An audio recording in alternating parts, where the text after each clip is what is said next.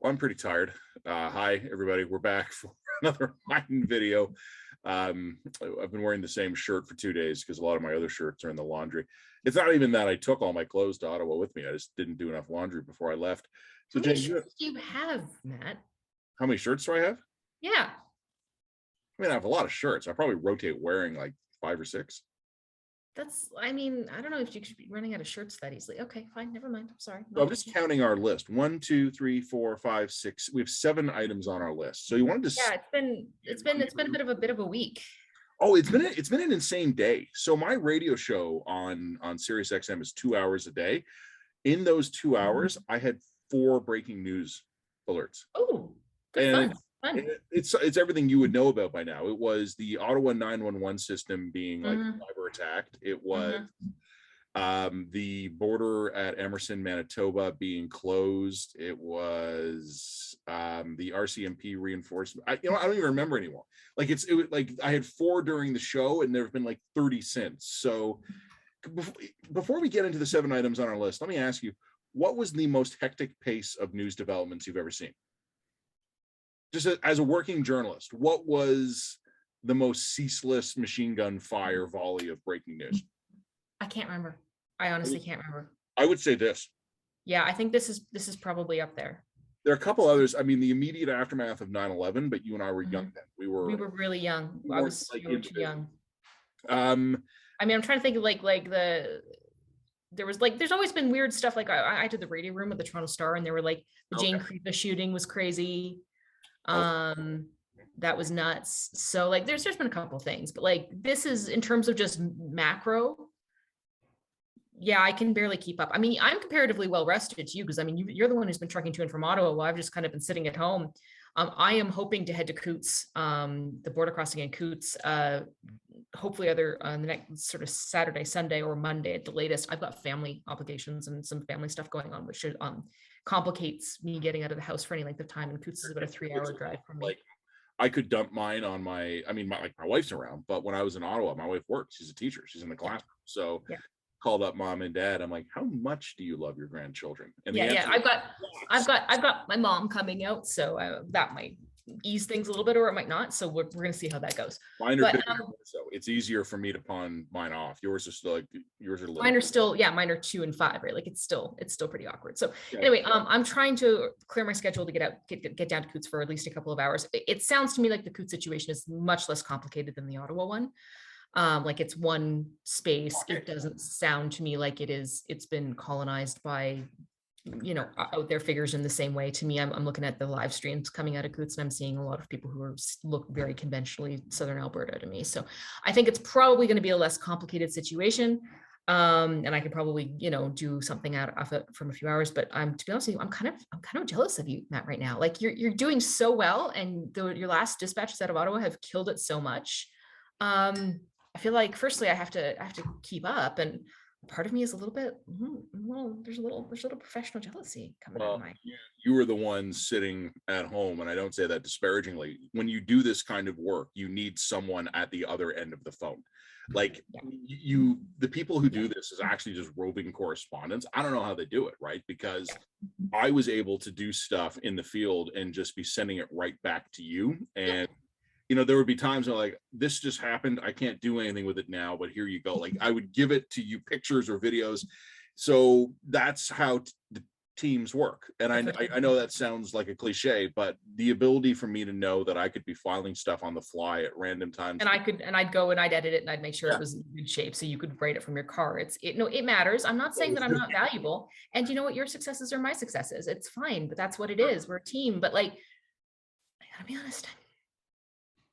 I wish I was in Ottawa. There's no I in team or Ottawa or Coutts. There is an I in the line, though. There's an I in the line. All right, let's run down our list here. So some of these things are blockade related. Do you want to do blockade and convoy related and non-blockade, non-convoy related? Okay. So the first thing, let's talk the politics of this. We're filming this on Thursday evening. We've had multiple developments in this news story today, so this is probably not going to be totally up to date by the time this goes live. I think politically, couple of stories politically. the Conservatives have completely changed their position on this. And like, you and I were fucking warning them, like, in print, personally through our networks, we've been saying to them, you're going to regret it if you do not have a very smart, careful position taken out immediately. And they're like, nah, it's fine. Don't worry, it'll be all right. We'll channel the outrage. And then Candace Bergen, interim leader of the Conservative Party, who was posing at a pizza party with convoyers just a couple of days ago.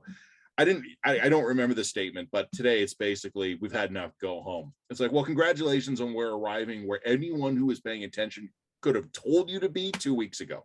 Well, the other interesting thing in all of this is that when you are like, hey, this is a flip-flop, you had some people like Stephen Taylor come up and say, well, no, back in February, she was saying blah, blah, and then you read the statement and the statement was very unequivocal and vague. Equivocal and vague. And then we know, because we got some stuff leaked to the Globe and Mail that was from Bergen herself saying, don't tell these people to go home, make Trudeau eat this shit.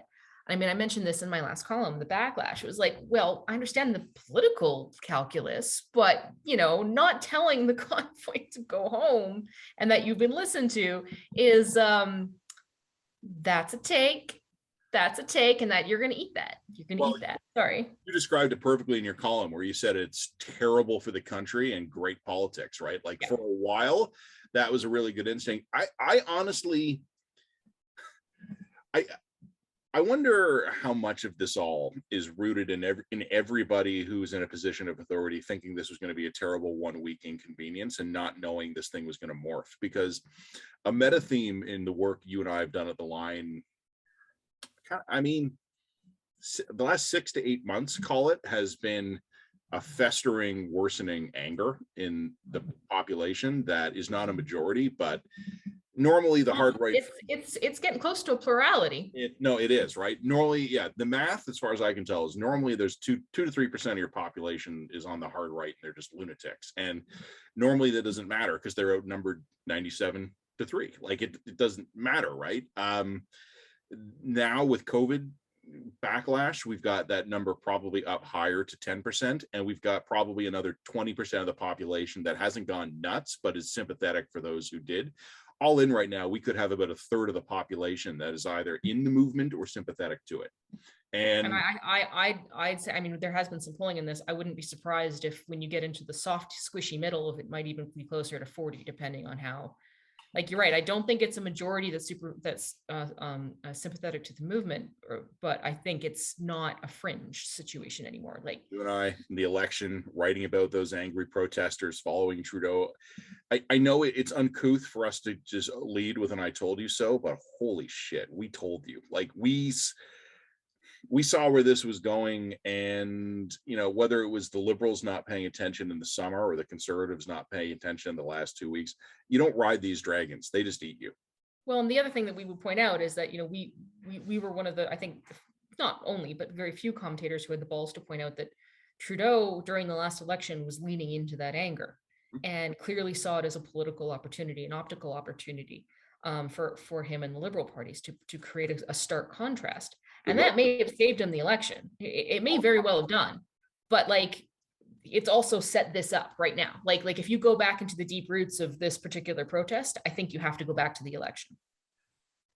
So I mean, it's an interesting dynamic now, and I don't know if you really want to get into this, but you and I were talking earlier about the fact that one of Trudeau's greatest skills as a politician, as you correctly mentioned, is his EQ, his ability to read rooms and empathize and connect with people emotionally. It's something he does really, really, really well. And during the last election, he made a real choice. He made a real choice from being, everyone's had a hard time during this pandemic and we should try to be empathetic and compassionate to everyone, to I'm going to be compassionate to my base. I'm going to be compassionate to my base who's really, really angry at these anti-vaxxers. Yep. And fuck those anti-vaxxers. They're monstrous, racist, sexist, deplorable fringe lunatics. Fuck those guys.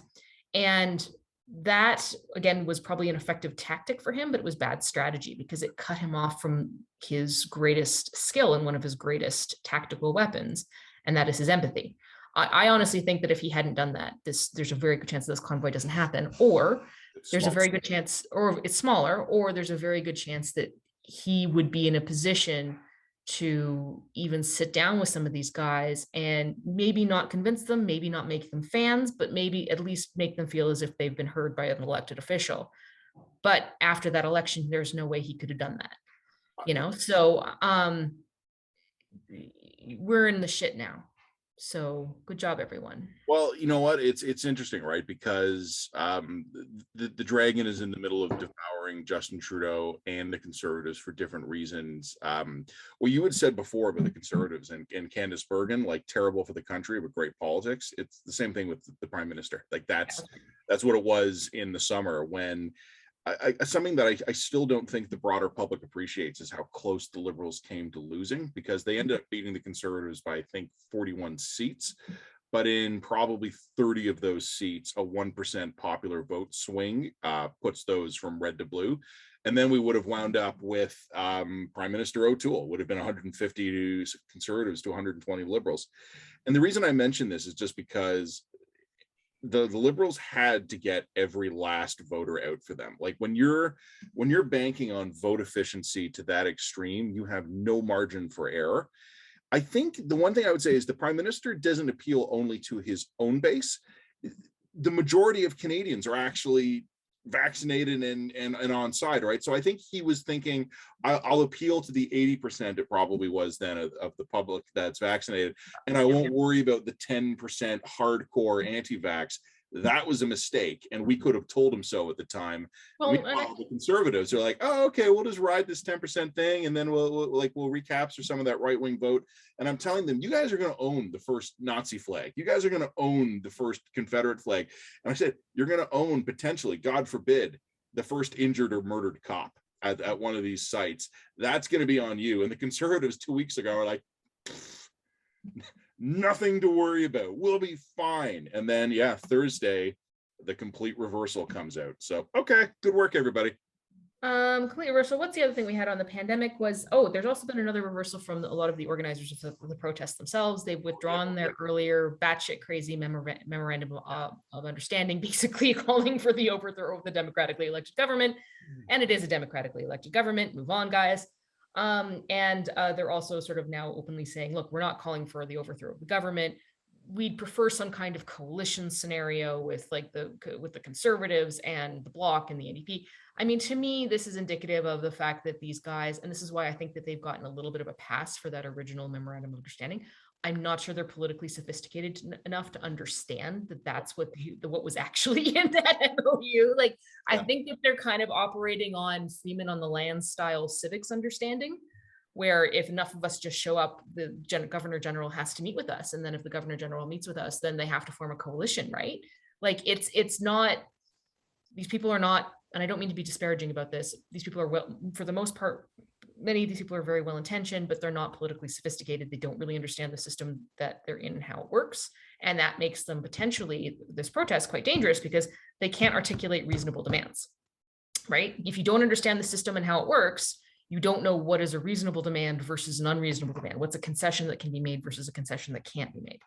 A coalition government that excludes the Liberals is hypothetically possible if those three parties want to and agree to it, and I don't think they do.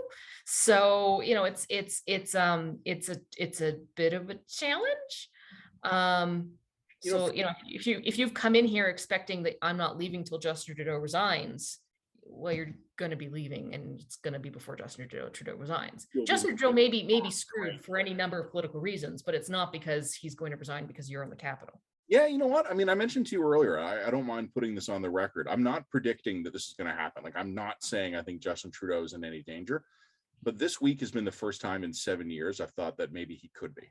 And just so the viewers understand, I'm not making any predictions here. I'm not saying Justin Trudeau is going to be gone, but up until fairly recently, I think it was my assessment of the dynamic within the Liberal Party that Trudeau was untouchable.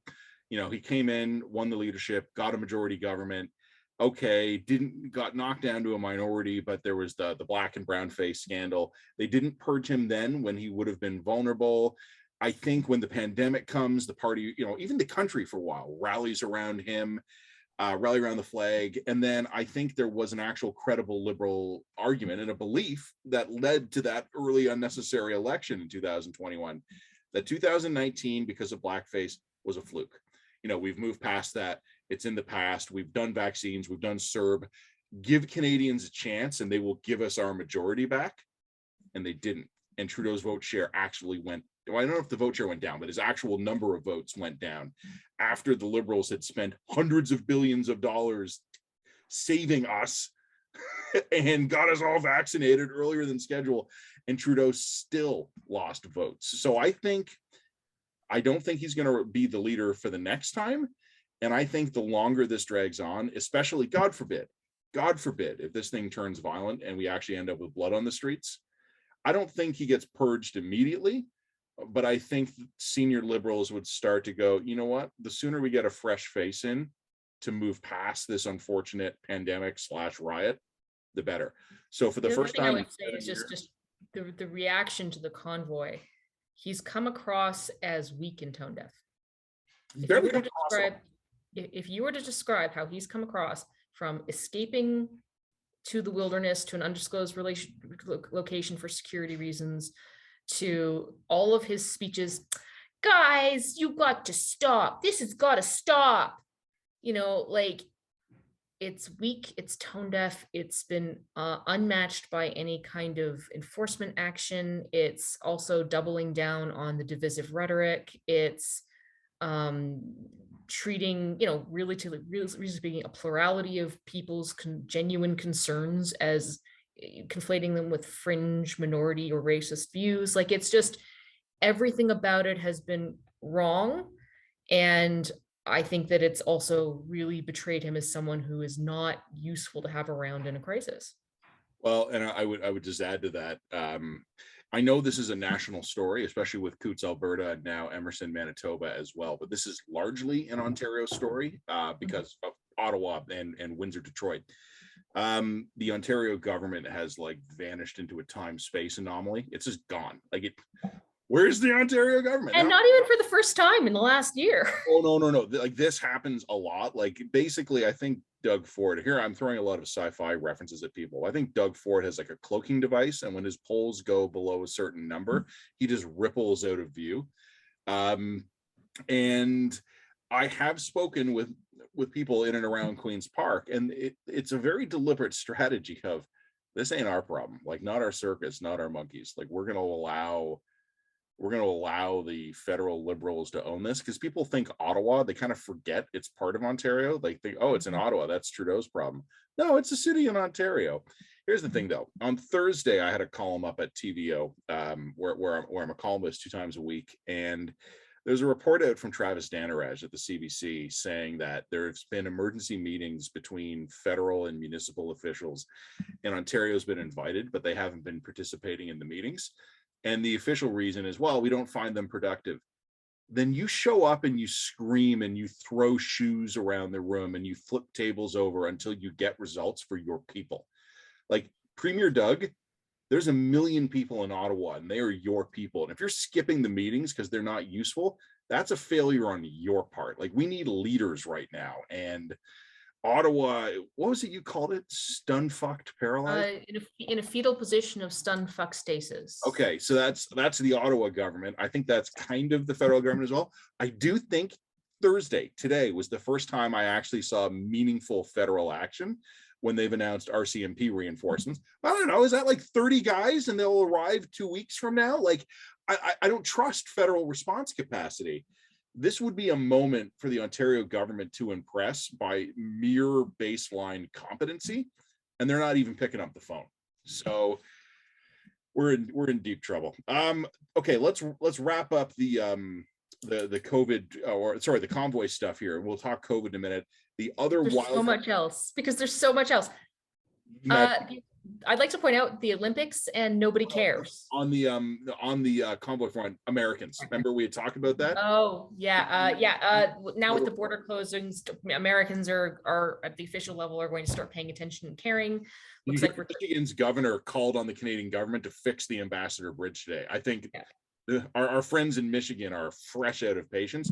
Now, I mean, go get bent, Governor Whitmer. Like, how do you shut down our pipelines? Okay, we shut down your bridge. Like, we could. Yeah, we should get the truckers on board with like you you want to start talking about infrastructure now? Okay. Yeah, okay, really. Well, how about we swap you open lanes for a Line 5 pipeline? But that being said, I mean, all kidding aside, the White House has called for action. The Michigan government has called for action. Basically, the only thing Canada has ever been able to plausibly claim, because we're such complete flakes on the international stage, is we kept our own yard more or less in order. We're not. Right now, our yard, the barbecue's on fire, the dog shit hasn't been cleaned up, and the fence is fallen over. And there's some weird kind of like blight going from our grass over to grasshoppers. Grasshoppers are a real problem. Grasshoppers, yeah. Grasshoppers are now taking over. The kids are afraid to go outside, play in the yard. Rusted. Like, and America's looking over at this, being like, yeah, it's a small yard, but like, it's in really bad shape, guys. Yeah, and this is, look, I have no doubt whatsoever that if we asked for intelligence support, the Americans would give it to us. Perhaps some logistical support, perhaps.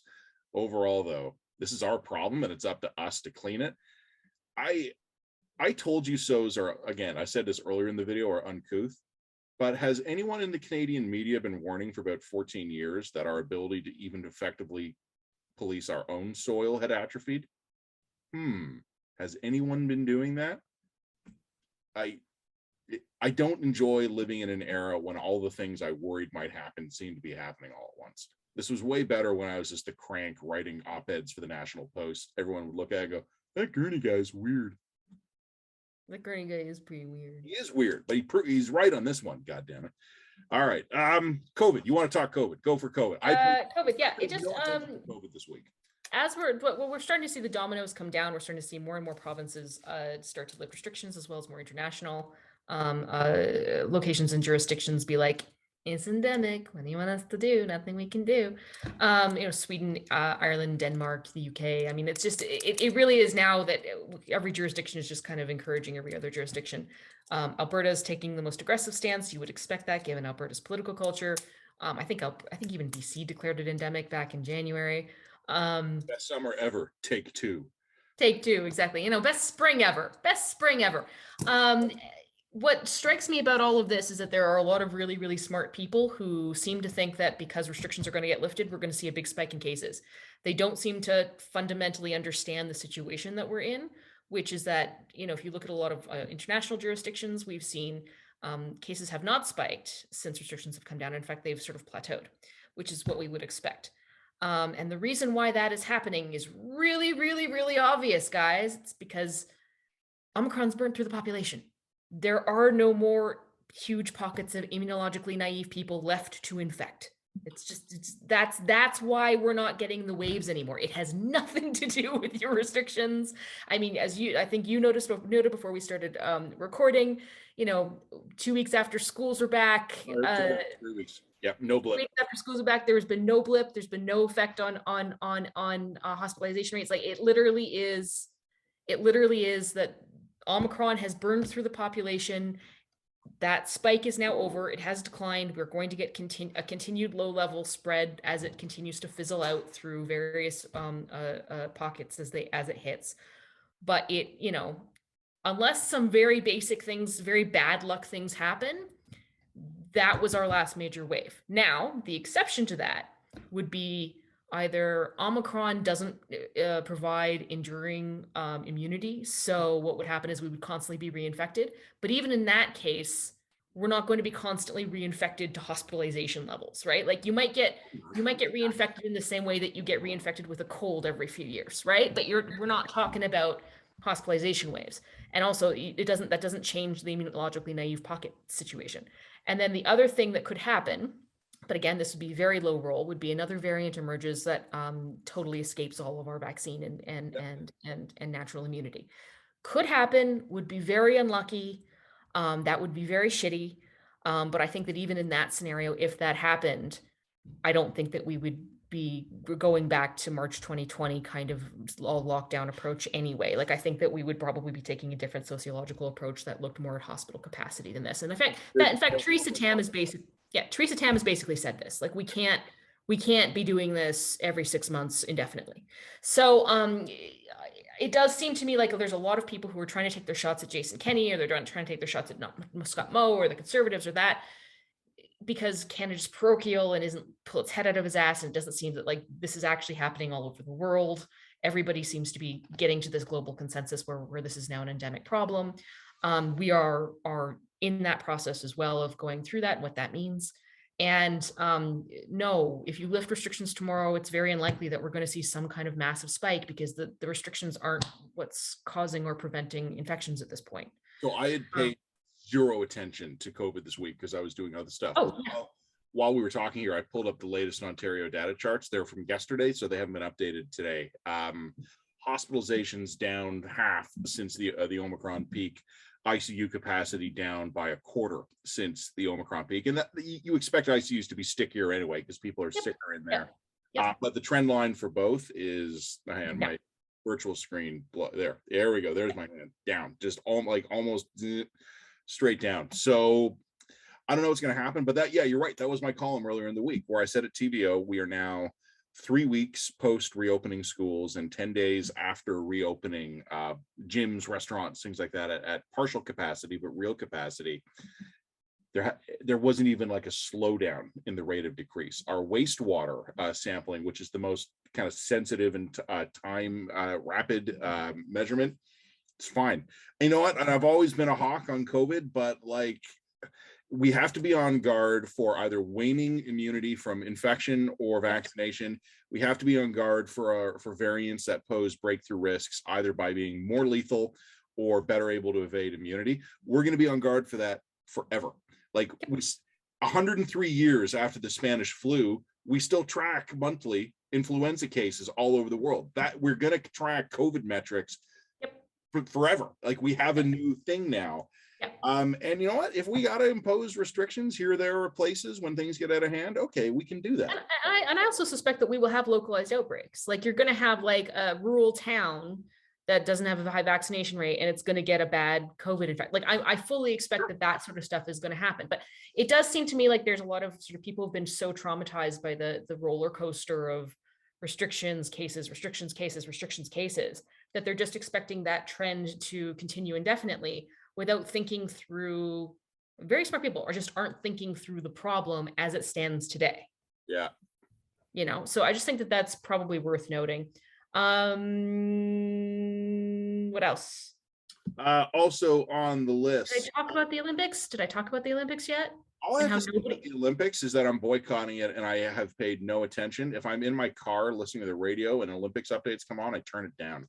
Yeah, like I actually like the genocide games now so disgust me and horrifies me that I've got no interest in it at all. And what I've never actually encountered an Olympics in which I could sense less popular interest in these games. Like I just think everyone is so sort of disgusted and turned off by it. There's just people just aren't turning in. Are TV or streaming ratings available yet? I mean, again, I've paid no attention. I presume there must be, but I mean, I can't like. If I were an athlete, I would have boycotted this, because you're not going to get any kind of international exposure. Like nobody cares. Nobody cares about the Olympics in China right now. They're not securing their moment. So that I think is probably worth noting. The other thing on my list is Jerry Butts, former chief of staff for Prime Minister Justin Trudeau, is now threatening to sue Jordan Peterson. And grab the fucking popcorn, man, because I am here for this suit. Like we can all lay out exactly what happened there, but essentially Jordan Peterson, and again, I'm just repeating and reporting. I'm not expressing an opinion on this myself, but Jordan Peterson reporting that Jordan Peterson on Twitter called Jerry Butts corrupt. Jerry Butts gave him a lot of chance to sort of retract and apologize. Jordan Peterson was like, fuck y'all. And like, this is going to be perfect because these two people are going to be able to raise, I mean, Jordan Peterson's sitting in money. So like, what are you doing, Jerry? Why are you bothering with this? Like, if you sue him, he's just going to use it as a fundraising opportunity and make more money. But then so is Jerry. So like it's everybody. This is going to become a nice little trench in the culture war to allow two man children in order to placate their respective egos and fight one another in public, and it's going to be funny. I asked two friends who were both litigators. Can you tell I need a nap? I asked two friends, what do you think? Like, look at what's going on. One of them said, Jerry's got no case. It's obviously metaphorical language Peterson was using. And he also said Jerry retweeted the defamation, so he further spread it. That basically undercuts his argument immediately. Another one of my friends looked at that and goes, you know what? Peterson's profile, the reach, calling him corrupt and not specifying how it's meant, that's defamatory. So again, this is news reporting. I'm not taking a stand on this. Legal teams for either. This is fair public comment here. So I don't know. I'm not a litigator. I listen to what the lawyers say, and I got a split decision. On the money side, though, Peterson can out fundraise Butts. Butts can pass a hat around. Like, you don't need infinite funds to wage one of these suits. You need a lot of money, but you don't need infinite. Like the gap between zero and what he'll need, he'll be able to get it. So yes, I'm with you. Get out the popcorn, watch this one unfold. I will be interested to see any legal precedent set on this, though, just because the age of social media. We're and the other thing is is the whole SNC scandal going to come up again? Because of course Jerry Butts had to resign amid the SNC scandal. So I mean, is it fair? Is it good faith or fair to call him corrupt? Excuse me, lawyers. Given the circumstances of his resignation, I mean, I think that is a really interesting thing, and it would be, I know it's going to put SNC back in the news, and I think that's probably good, because SNC is a really, really important scandal for Canadians to understand, and frankly it's well deserved. So anyway, the only item was, and we can cover this briefly, you had noted, was it Edmonton or Vancouver? I don't remember where it was. CTV is removing their decals from their vehicles. CTV is removing their decals from their vehicles, stating it's no longer safe. This is interesting to me. The population is so turned against the media that you can't go around in a car. I believe it too. It's just noting just how bad the environment has become. So yeah, I mean, it used to be that media companies, if you had the use of the media car, it would be in a deckled car because it's just free advertising for the media company, right? But now it's, of course, making you a target right off the bat. You can't walk into any kind of event and not have people know who you are and where you're from. When I was in Ottawa, I would disclose to people that I was a journalist, but I did so carefully. Like, I'd strike up a chat with someone, feel them out, and go, hey, just so you know, I'm a journalist and I'm just here walking around. Doing it that way, I think, was okay. Like, talk to someone. Well, there's serious ethical considerations there, right? Like, you can't just go around talking. I know. Yeah, we do have an ethical obligation to disclose, particularly if we're going to use anything that someone says, even in an offhand way, right? Like, people have to know that they're speaking to a journalist here. Yeah, I mean, my rule is, if it's always idle chit chat I could have with anyone when I wasn't on duty, I don't begin every chance encounter with, I'm a journalist, Yeah. So like when I'm walking around and someone goes, beautiful day today, I go, yeah, it is, like, stuff like that. But if I'm getting into a conversation, that, like, and you have to time that, because you don't want to have someone ramble on and then, hey, surprise, like, no. So I agree with you. In Ottawa, I was able to disclose that in ways that I felt safe.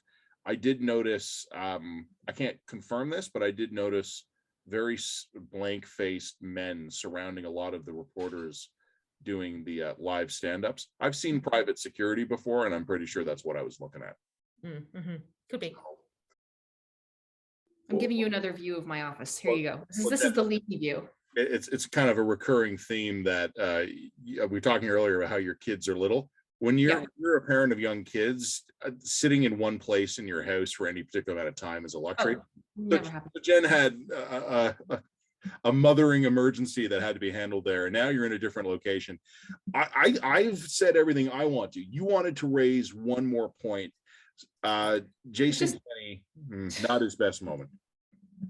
Jason Kenney basically said in public in a press conference that the stigma that is being witnessed against the unvaccinated reminded him of the stigma that AIDS victims suffered in the 1980s. And the only credible response to that was, well, you'd know, Kenney, wouldn't you? Because as has been well reported and well documented, Jason Kenney, back in the 1980s, I think maybe early 90s, led a campaign in the US to prevent the partners of dying AIDS victims to see them in hospital. And then bragged about that as late as 2000, I believe. So if there's one word that should never, ever in a million words escape Jason Kenney's mouth, it's the word AIDS. He should never bring that up under any context. And that's before we get into the fact that that's an absurd comparison. So I'm just going to like tear him a new one. I remember, like, I'm barely old enough to remember that part of the 80s as a kid. Like, you and I were both kids at the time, but like people you knew, like older relatives, friends of the family, would get sick and no one would want to talk about what they had, and they would be dead in a month. Like, but I'm not much older than you, but I'm a little bit older than you. People died so fast back in the 80s of this, and but with some exceptions, because we found it out with tainted blood and things like that, we found out about it. The immediate social stigma was that you were gay or an intravenous drug user. Families wouldn't talk about what was wrong with their loved one. Their loved one would just be dead. And again, I only barely remember this. Like, I know most of this stuff from history I've read. I've read Ryan White's book. Do you remember Ryan White, or are you just too young for that? I was too young for that. So Ryan White was a kid, an American kid, and like I mean like a kid, and he was a hemophiliac, and he got oh yes, with a blood transfusion. That's right. He wrote the book that basically, I don't want to say it single-handedly turned it around, but sort of the defining book. And I did a school project on it when I was like in grade 6. And even by then, and that would have been in the mid 90s, it was getting HIV was no longer an automatic death sentence by then. Like, you had Magic Johnson, like people were starting to live a bit longer, and the stigma was way down. But I remember in like the mid 90s, it was already known as like an incredibly shameful thing that had happened. And that's why this book by this kid, like when he got this blood transfusion, he came down with HIV, and he was kicked out of his school because parents wouldn't let their kids go to school with a kid who had AIDS in case they used the same toilet seat or something. And for Jason Kenney to have not yet learned that lesson is, well, like you said, go get him. I think that there is a certain point at which we have to concede that Jason Kenney may not be as bright as everybody always thought he was, because wow, just the lack of self-awareness on that one is a lot. That is pretty much all that I've got, but that's a lot. It is a lot. So, I mean, you and I can divvy this up, but it's going to feel like a completely ridiculous task, because by the time we're writing this thing tomorrow, how many other news stories are going to be? We're not going to write anything on the convoy right now. I think that we should focus on the non-convoy stuff that we can just get out of the way first, which we know isn't going to change. Okay, Kenney on AIDS, I will grab that, obviously. You want to do Kenney and COVID, because I'm a week behind on COVID. Okay, I'll do the COVID. I'll do Olympics and media threats. I'll do Butts versus Peterson. Yep. Yeah. Okay. So I'll do Olympics and media threats. You'll do Butts, Peterson, and you'll do Kenney. So you have 3 right now.